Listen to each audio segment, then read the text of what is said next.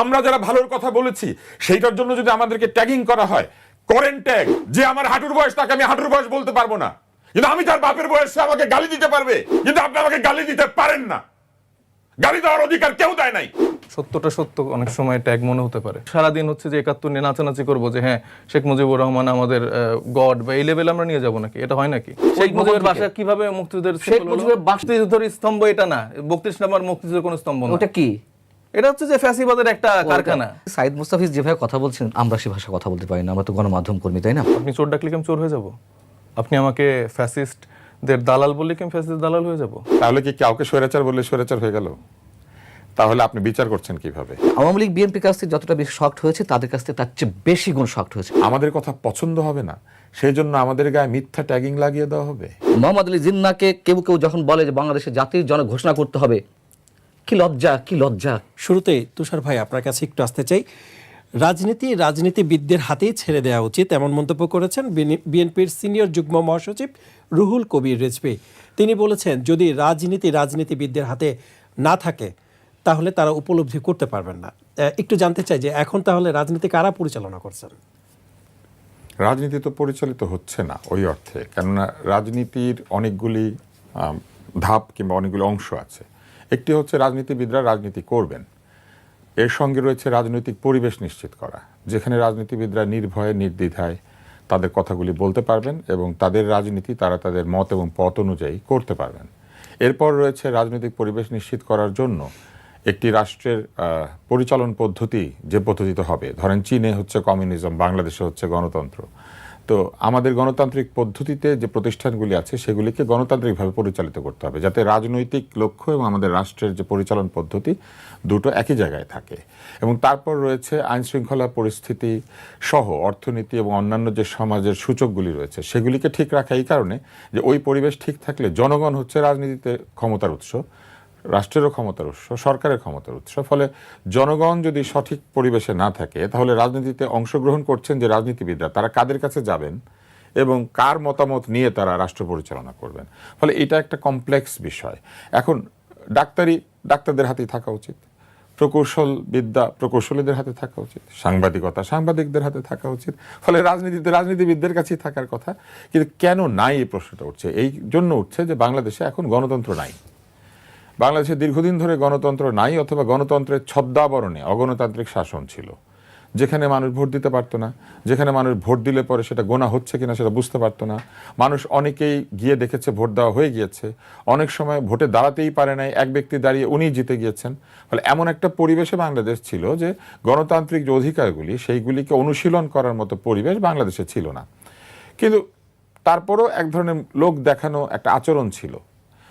একটা নির্বাচন হতো, কিছু লোক নির্বাচিত হতেন, তারা নিজেদেরকে গণতান্ত্রিক বলে দাবি করতেন, তাদের কথায় আচরণে অনেক সময় গণতন্ত্র না থাকলেও নিয়মের মধ্যে তারা গণতন্ত্রকে প্রমাণ করার চেষ্টা করতেন যে আইনগতভাবে আমরা গণতান্ত্রিক আছি। নির্বাচন হয়েছে, আমরা নির্বাচন অংশ নিয়েছি।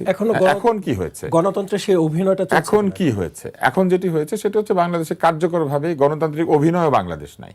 কেননা যে সরকার আছেন সে সরকার তো গণতান্ত্রিক সরকার না। সেই সরকার একটি অভ্যুত্থান পরবর্তী, গণ আন্দোলন পরবর্তী মানুষের ইচ্ছায় তৈরি হওয়া সরকার, যেখানে সকল মানুষ অংশ নেয় নাই। কিন্তু গণতান্ত্রিকভাবে যেটা করতে হবে, পরাজিত পক্ষকেও কিংবা যারা এই সরকারের সঙ্গে দ্বিমত পোষণ করেন তাদেরকেও মতামত দেওয়ার সুযোগটা দিতে হবে। কিন্তু আন্দোলনের পরে সেই পরিবেশ কখনো থাকে না। ফলে বাস্তবিকভাবেই আন্দোলনের পরে যে পরিবেশ ছিল সেই পরিবেশে এই সরকার একটি আইনগত ভিত্তি নিয়ে প্রতিষ্ঠিত হয়েছেন। কিন্তু এই সরকারের লক্ষ্য কি? এই সরকারের লক্ষ্য হচ্ছে বাংলাদেশের জনগণ যে অভিপ্রায় প্রকাশ করেছিল আন্দোলনের সময়, একটি গণতান্ত্রিক রাষ্ট্র যেখানে মেধার ভিত্তিতে, যোগ্যতার ভিত্তিতে প্রতিটি মানুষ তার অধিকার অর্জন করবে, অধিকার ভোগ করবে, অধিকারকে অনুশীলন করবে এবং সেই অধিকারকে রাষ্ট্র এবং সরকার রক্ষা করবে। সেই রকম একটা পরিবেশ এই আন্দোলনের মধ্যে দিয়ে বাংলাদেশের মানুষেরা চেয়েছিল। কারা চেয়েছিল? তরুণরা মূলত চেয়েছিল। এবং যত রাজনৈতিক দলই বলেন, সেই রাজনৈতিক দলের তরুণরাই কিন্তু মূলত এই আন্দোলনে অংশগ্রহণ করেছে। এই তরুণরা কেন চেয়েছে এটা? কারণ তরুণরা এমন একটা দেশে বসবাস করতে চেয়েছে যেই দেশে তাদেরকে পিতৃ পরিচয়, মাতৃ পরিচয়, বংশ পরিচয়, দাদা নানার সম্পত্তির পরিচয় অথবা রাজনৈতিক দলের অংশ নেওয়ার এক ধরনের সুবিধা নিয়ে যেন রাষ্ট্রের অধিকার ভোগ করতে না হয়, বা রাষ্ট্র পরিচালনা যেন তারা নিজের যোগ্যতা অংশ নিতে পারে, এবং তারা চাকরি বলেন ব্যবসা বলেন সব জায়গাতে যেন একটা গণতান্ত্রিক পরিবেশে তারা বসবাস করতে পারে। তরুণরা সেই চর্চা করছেন কিনা এটা পরের প্রশ্ন, কিন্তু সেই চর্চার পরিবেশ নিশ্চিত করার দায়িত্ব হচ্ছে অন্তর্বর্তী সরকারের। কিভাবে? তারা নির্বাচন দিবেন, তারা যারা দল রয়েছেন রাজনৈতিক দল তাদেরকে সঠিক রাজনীতি বা সঠিকভাবে রাজনৈতিক অধিকারগুলিকে এক্সারসাইজ করতে দিবেন। তারা যে প্রতিষ্ঠানগুলি রাজনীতির সঙ্গে সরাসরি সম্পৃক্ত, যেমন নির্বাচন কমিশন, বিচার ব্যবস্থা, প্রশাসন, এইগুলিকে যতখানি সম্ভব দলীয় ভাবধারা থেকে মুক্ত করে একটা সৎ, আপাত নিরপেক্ষ, সুবিচারমূলক একটি শাসন প্রতিষ্ঠা করবেন। আইনের শাসন প্রতিষ্ঠা করা ছিল এই সরকারের দ্বিতীয় অংশ, যেখানে তারা বলেছিলেন বিচার মানে তো শুধুমাত্র শেখ হাসিনার বিচার না, বিচার মানে সকল মানুষ যেন সুবিচার পায় সেটা নিশ্চিত করা। ফলে বিচার সকলের জন্যই নিশ্চিত করতে হবে। এটা করতে গেলে কি করতে হবে? সব ধরনের ভুয়া মামলা, ভুয়া অভিযোগ, এগুলি থেকে রাষ্ট্রকে মুক্ত করতে হবে, সরকারকে এইসব আচরণ থেকে ফিরে আসতে হবে। এবং তারপরে তারা কি বলেছিলেন? সংস্কার। তো সংস্কার মানে কি? সংস্কার মানে হচ্ছে যে কাঠামো আমরা তৈরি করেছি সেই কাঠামোর দুর্বল জায়গাগুলিকে শক্তিশালী করে একটি শক্তিশালী রাষ্ট্র কাঠামো, সরকার কাঠামো তৈরি করা, যার মধ্যে দিয়ে কেউ অনধিকার চর্চা করতে না পারে এবং অন্যায়ভাবে কোনো কিছু ভোগ করতে না পারে। এখন সেই কাজগুলি যদি না হয়ে থাকে তাহলে বুঝতে হবে যে রাজনীতি আসলে মূলত একদল মানুষের ইচ্ছার অধীনে চলে গিয়েছে। তারা যা ইচ্ছা করছেন তাই তারা করতে পারছেন এবং যা বলবেন সেটাই আইনে পরিণত করছেন। এবং কেউ কেউ কিন্তু গণমাধ্যমে এসে বলেছেন আমাদের যা খুশি তাই করার ম্যান্ডেট আছে। কেউ কেউ এসে বলেছেন আমরা অতীতের সকলের চাইতে ভালো। কেউ কেউ এসে বলেছেন 54 বছর রাজনীতিবিদরা কি করেছেন। এই সব প্রশ্ন এবং এইসব বক্তব্যের মধ্যে দিয়ে মূলত যে রাজনীতিতে আমাদের যাওয়ার কথা সেই রাজনীতিকে বিতর্কিত করে একদল মানুষ, তারা সুশীলী হন অথবা তারা অত্যন্ত জ্ঞানী ব্যক্তি হন অথবা তারা পৃথিবীর শ্রেষ্ঠতম পরিচালক বা প্রশাসক হন না কেন, তারা অগণতান্ত্রিকভাবে এই চর্চাটা করেছেন। ধন্যবাদ। এবং এই অগণতান্ত্রিক চর্চার কারণে আজকে রিজভী ভাই বলেছেন যে রাজনীতিবিদদের হাতে নাই, রাজনীতি আসলে কারো হাতেই নাই, জনগণের হাতেও নাই। কিছু মানুষের ইচ্ছার দিয়ে, কিছু মানুষের অভিপ্রায় দিয়ে বাংলাদেশ পরিচালিত হতে পারে না। ধন্যবাদ আপনাকে। জনাব পানা ভাই, আমি আপনার কাছে একটু আসতে চাই, রাজনীতিবিদদের হাতে যদি রাজনীতি দেয়া হয় তাহলে মানে অতীতে তো রাজনীতিবিদদের হাতেই রাজনীতি ছিল, মানে এর দ্বারা কতটুকু উপকার পেয়েছিল মানুষ অথবা এখন পাচ্ছে? ছিল না মানে অনেক আগে ছিল, আরও মনে করেন যে 30, 35, 40 বছর আগে। তুষার ভাই যে কথাগুলো বলেছে এরপর আর কিছু বলার নেই। উনি মোটামুটি ইন ব্রিফ যেটুকু বলেছেন সব জায়গাটা টাচ করেছেন। রাজনীতিবিদদের হাতে থাকলে মানে ছিল একসময়, তো বলছেন কতটুকু কাজ হয়েছে। আপনি আমাকে হিসাব করে বলুন যে কত আগে ছিল। 79-র পর থেকে সম্ভবত রাজনীতি আর রাজনীতিবিদদের হাতে ছিল না। বিএনপি যে রাজনীতি সব জায়গা থেকে কিছু কিছু মানুষ নিয়ে এসে ওর মধ্যে রাজনীতিবিদও ছিল, একটা দল করা হলো। আওয়ামী লীগ তখন ছিল না দৃশ্যপটে, পরবর্তীতে আবার আওয়ামী লীগ এলো। আওয়ামী লীগ দেখলো যে এর সাথে কম্পিটিশন করতে গেলে আমাকে কী করতে হবে। এইভাবে আস্তে আস্তে এখন যে অবস্থায় এসে রাজনীতিবিদদের হাতে রাজনীতি নেই। এবং গত সংসদে আপনি দেখেন, গত সংসদ মানে 24 না, আমি 2018 কথা বলছি। 2018-তে 60 থেকে 70% ছিল ব্যবসায়ীদের হাতে। এর বাইরে ছিল সাবেক সেনা কর্মকর্তা, এর বাইরে ছিল সাবেক আমলা ইত্যাদি ইত্যাদি। রাজনীতিবিদ কজন ছিলেন সংসদে এমপি হিসেবে, মানে খুঁজতে হতো আমাদেরকে। তো সেই জায়গা থেকে বলবো যে রাজনীতিবিদদের হাতে অবশ্যই রাজনীতি থাকতে হবে। শুনেন, খুব সহজ একটা এক্সাম্পল দিই, সেটা হচ্ছে কি, একটা দেশের গণতন্ত্র যত ওর্স হোক না কেন, যত খারাপ হোক না কেন, গণতন্ত্রের বিকল্প নেই, মানে রাজনৈতিক শক্তির বিকল্প নেই।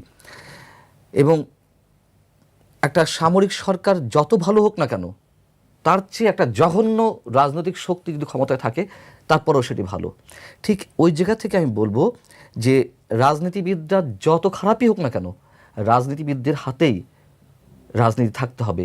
এর বাইরে যখন বিশেষ বিশেষ শক্তি তারা এসে খবরদারি করছে, তারা শূন্য স্থানগুলো পূরণ করে নিচ্ছে, শূন্য স্থান কি মানে যেটি তো বের করে দিচ্ছে, তারাই দখল করে নিচ্ছে। সো এই জায়গা থেকে বলবো যে আমাদেরকে পিছন ফিরে যেতে হবে অনেক দূর, যে কবে রাজনীতিবিদদের হাতে রাজনীতি ছিল। আমি তো একটা দিলাম যে 79-র পরে বা 78-এর পরে আর রাজনীতিবিদদের হাতে তেমনভাবে থাকেনি রাজনীতি। ধন্যবাদ আপনাকে। জনাব সাইদ মোস্তাফিজ, আপনার কাছে একটু আসতে চাই। রুহুল কবির রিজভীর মন্তব্যটি আপনি নিশ্চয়ই শুনেছেন এবং জানেন। রাজনীতিবিদদের হাতে দেওয়া উচিত, কিন্তু আমরা দেখেছি যে আপনার দলের পক্ষ থেকে মনোনয়ন দেওয়া হয়েছে একজন রিকশা চালককে। নিঃসন্দেহে সেটি ভালো কাজ, কিন্তু ইনি যখন আপনার নির্বাচিত হয়ে সংসদে যাবেন, পান্না ভাই যেটা বলছেন যে সংসদে আমরা কতটুকু রাজনীতিবিদ বা কতজন রাজনীতিবিদকে পাই, তা আপনারা আসলে ভবিষ্যতে রাজনীতি কার হাতে তুলে দিতে চাচ্ছেন তরুণ প্রজন্ম? না, এটার জন্য করেনি আমি। সামগ্রিকভাবে, মানে আপনি যে বললেন যে আমরা 300 আসনে সুজন ভাইয়ের মতো মানুষকে মনোনীত করছি বা উনি মনোনয়ন তুলেছেন, এখনো কিন্তু তাকে মনোনয়ন দেওয়া হয়নি। তো এটা আসলে যারা কার্যকরী বোর্ডে কাজ করছেন তারা এটা ডিসিশন নেবেন। রুহুল কবির রিজভী সাহেব কেন বলেছেন এটা নিতান্তই উনার চিন্তা, উনি বলতে পারবেন। তো আমি যেটা মনে করি যে আমাদের রাজনীতির জায়গাটা মানে বৃহৎ অংশে আসলে বিভিন্ন গ্রুপ অফ ইন্ডাস্ট্রি, বিভিন্ন ব্যবসায়িক প্রতিষ্ঠানগুলো অনেকাংশে নিয়ন্ত্রণ করতো, যেটা আমার সমালোচক বললেন। বিগত সংসদেও দেখা যাচ্ছে যে 60-70% তাদের দ্বারাই নিয়ন্ত্রিত হতো। তো সেই জায়গায় আসলে এখন আমরা দেখতে পাচ্ছি যে বিভিন্ন রাজনৈতিক দল বিভিন্ন গ্রুপ অফ ইন্ডাস্ট্রি বর্গা দিয়ে ফেলেছে। সেখানে মানে কি বলে, এস আলম গ্রুপ দেখা যাচ্ছে কেউ দখল করেছে, আমাদের এই বসুন্ধরা গ্রুপও দেখা যাচ্ছে কেউ দখল করেছে। বিভিন্ন বড় বড় প্রতিষ্ঠান বা বড় বড় ব্যবসায়ী প্রতিষ্ঠানগুলো দখল করে সেই ব্যবসায়িক প্রতিষ্ঠানগুলোর সাথে একরকম সম্পর্ক রেখে রাজনীতিবিদরা রাজনীতি করার চেষ্টা করছে। ধন্যবাদ। তো সেই জায়গা থেকে ধরেন এটা বলতে পারেন, এবং সেই জায়গাটা থেকে বের হয়ে আসা উচিত। ব্যবসায়ীরা ব্যবসা করবে, সেখানে তারা রাজনীতিবিদদেরকে যদি নিয়ন্ত্রণ করতে চায় বা প্রভাব বিস্তার করতে চায়, সেটা আসলে হওয়া উচিত না। ধন্যবাদ আপনাকে। পান্না ভাই, আপনার কাছে একটু আসতে চাই যে রাজনীতি কি তাহলে ভবিষ্যতে দিকে যাচ্ছে যে দখলবাজি যারা করছেন তাদের হাতেই, চাঁদাবাজি যারা করছেন তাদের হাতেই? আমি তো আশাবাদীটা কোনো জায়গা দেখি না। মানে টকশোতে এলে যখন আমরা খুব ভালো ভালো বয়ান দেব, আমরা পুস্তক রচনা করব, আমরা বিবৃতি দেবো, খুব ভালো ভালো বয়ান দিয়ে থাকি আমরা, কিন্তু আমি আশাবাদিতার জায়গা খুব কম দেখছি। তার কারণ এর আগে আপনার অনুষ্ঠানে বোধহয় বলেছিলাম যে মানুষ বিএনপিকে দেখেছে, মানুষ আওয়ামী লীগকে দেখেছে, মানুষ জাতীয় পার্টিকে দেখেছে, মানুষ তরুণদেরকে দেখতে চেয়েছিল, কিন্তু সেই তরুণদের জায়গা থেকে মানুষ পুরোপুরি হতাশ। আমি পার্সোনালি হতাশ।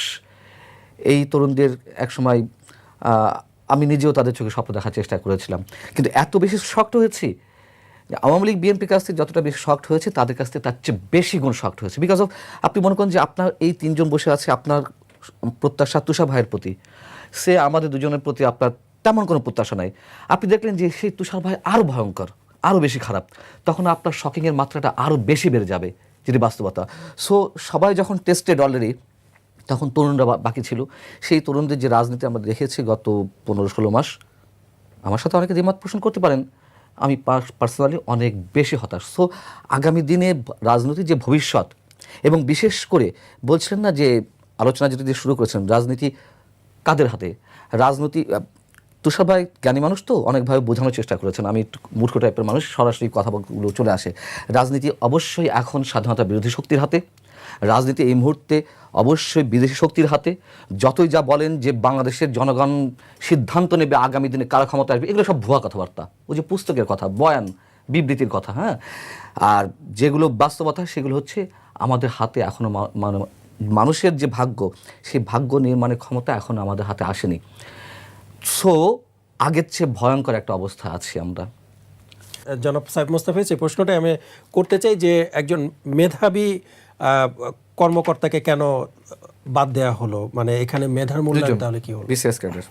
জি, আমি আসছি, তার আগে আমি একটু বলতে চাই, ধরেন যে মানে গত 17 বছর, হ্যাঁ, গত 17 বছরে যে আমাদের মিডিয়া হাউসগুলো যেভাবে ফাংশন করেছে, এবং আমরা দেখেছি ইলেকশনের সময় তাদের কীরকম ভূমিকা ছিল, তারা কিভাবে প্রত্যেকটা ভোটকে বৈধতা দান করে ফেলতো, এবং এটা একটা মেকানিজম ছিল এখানে সরকারের থেকে, সে পুরো একটা সেট আপ রেডি করে রাখতো, এবং সেভাবেই মিডিয়া হাউসগুলো চলতো।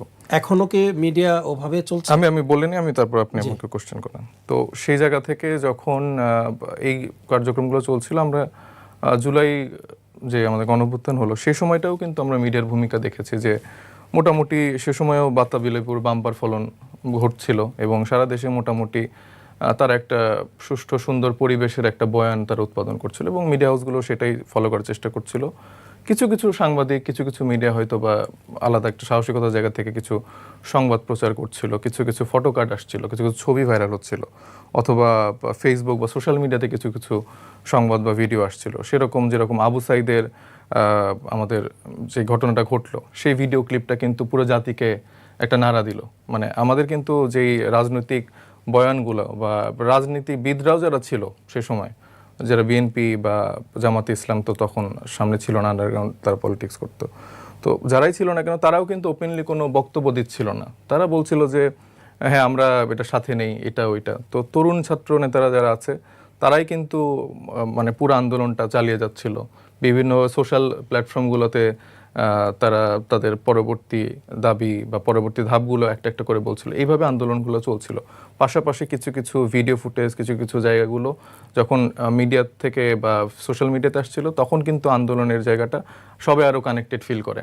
এবং সেখানে কিন্তু আমাদের যে রিকশাওয়ালা ভাই, তার স্যালুটটা কিন্তু সেই জায়গাটাই কিন্তু আমাদেরকে একটা বড় রকম আলোড়নের জায়গায় রেখেছে। সে কি করেছে না করেছে সেটা নিয়ে এখন ভাইরা অনেক আলোচনা করতে পারবে। হয়তো তার জ্ঞান তার হাঁটুর সমানও না, কিন্তু ওই সময় তার যে ভূমিকাটা সেটা আমার মতো হাজার তরুণদেরকে ইন্সপায়ার্ড করেছে যে আমরা আসলে মাঠে যে এই আন্দোলনটার সাথে আরও বেশি সংযুক্ত থাকব। এবং সেই মানুষটা যেভাবে সবাইকে ট্রিবিউট দিয়েছে তাকে মানে ওই আর যেই প্রেস কনফারেন্সের কথা বলছেন সেখানে আমি শিওর আপনি শুধু ওই ওনার ক্লিপটুকুই শুধু দেখেছেন। সেখানে মনোনয়ন প্রত্যাশী যারাই ছিলেন না কেন তারাই মাঝখানে এসে ছবি তুলছিলেন, ফটো সেশন করছেন। এখন মিডিয়া যদি ওইটা আলাদা করে অ্যাড্রেস করে, এটা তো আমাদের এই 17 বছর আরও পুরনো সময় ধরে যে মিডিয়ার যে কালচার, সেটা তাদের একটা ব্যর্থতার জায়গা। সেটা তারা পরিবর্তনও করতে চায় না, এবং পরিবর্তন করতে চায় না দেখে, এবং আমি শিওর মানে পান্না ভাইকে আমরা মানে কোনোভাবেই স্যাটিসফাইড কখনই করতে পারবো না। একমাত্র তখনই তাকে স্যাটিসফাইড করতে পারবো যদি আমরা মানে হাসিনাকে ফিরিয়ে আনতে পারি, তাদের ফুল সেট আপকে আমরা ফিরিয়ে আনতে পারি।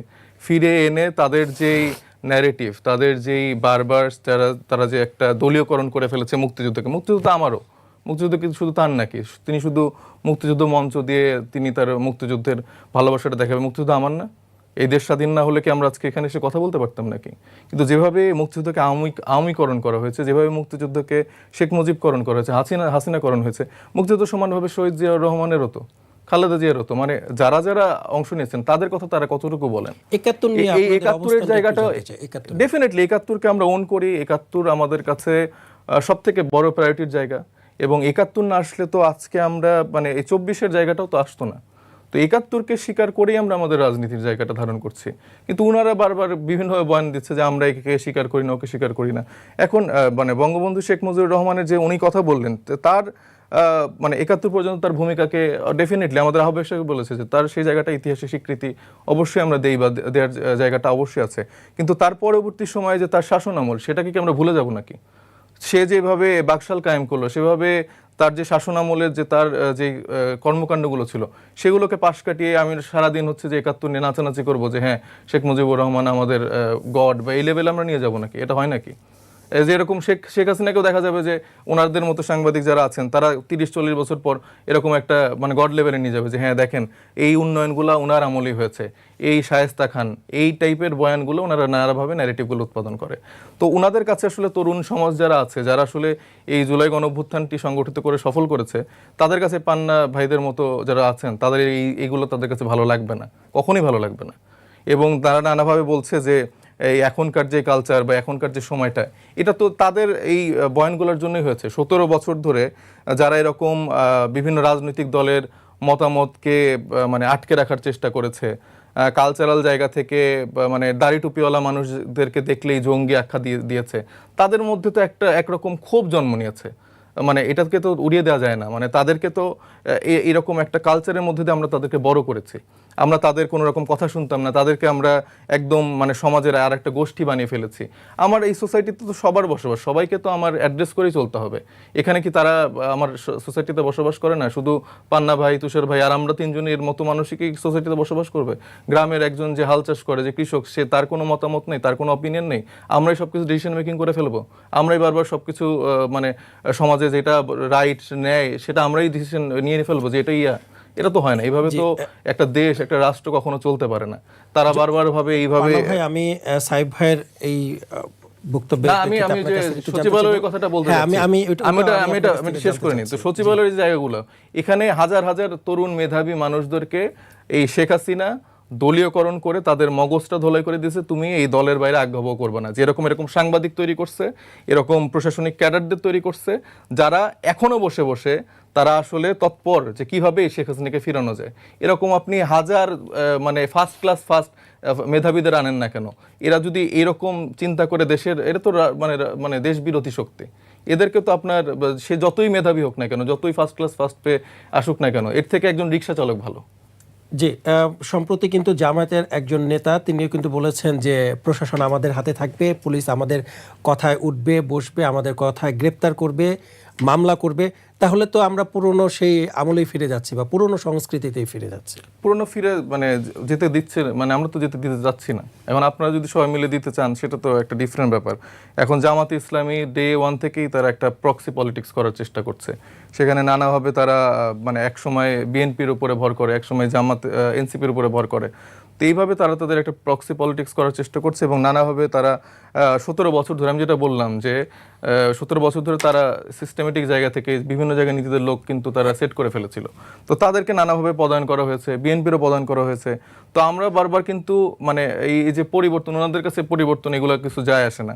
তো আমরা বারবার বলতেছি যে আমাদের এই সংস্কারের জায়গাটা, এই জায়গাটাই দরকার, যে প্রশাসন হবে দলীয় মুক্ত, আসলেই মেধার ভিত্তিতে তাকে নিয়োগ দিতে হবে। কিন্তু তার যদি পরিচয় হয় যে তার বাসায় হচ্ছে শেখ হাসিনা, শেখ মুজিবের ছবি টানানো আছে কিনা, এইভাবে যদি ভেরিফিকেশনগুলো করে তাকে হচ্ছে যে ফার্স্ট বানানো হয়, বা আপনার এই জায়গায় মেধার ভিত্তিটা এই পরিচয় হয়, তাইলে তো হবে না। এইখানে মানে এনসিপিও জানি কেউ না করে, এখানে বিএনপি, জামাত, আওয়ামী লীগ এই দলীয় পরিচয়টা জানি কারণ আছে। মেধাবীরা তাহলে কি রাজনীতিতে আসতে পারবেন না? মানে হ্যাঁ, তাহলে সে রাজনীতি করুক, সে রাজনীতি করুক। এখন একজন আপনি বলতে পারেন যে একজন আমলা, তার তো ভোটার অধিকার আছে, সে তো নিশ্চয়ই কোনো জায়গায় ভোট দিবে, সেটা ডেফিনেটলি তার রাইট আছে। কিন্তু তাই বলে তো সে সেই দলকে পারপাস সার্ভ করবে না। সে নিশ্চয়ই রাতের ভোট দিনে করার মতো বা দিনের ভোট রাতে করার মতো জায়গাতে তাকে তো সাপোর্ট করবে না। বা ভোট কেন্দ্রগুলো দখল করে আপাকে বুঝিয়ে দেওয়া বা নতুন কোনো ভাইকে বুঝিয়ে দেওয়া, এটা তো তার দায়িত্ব না।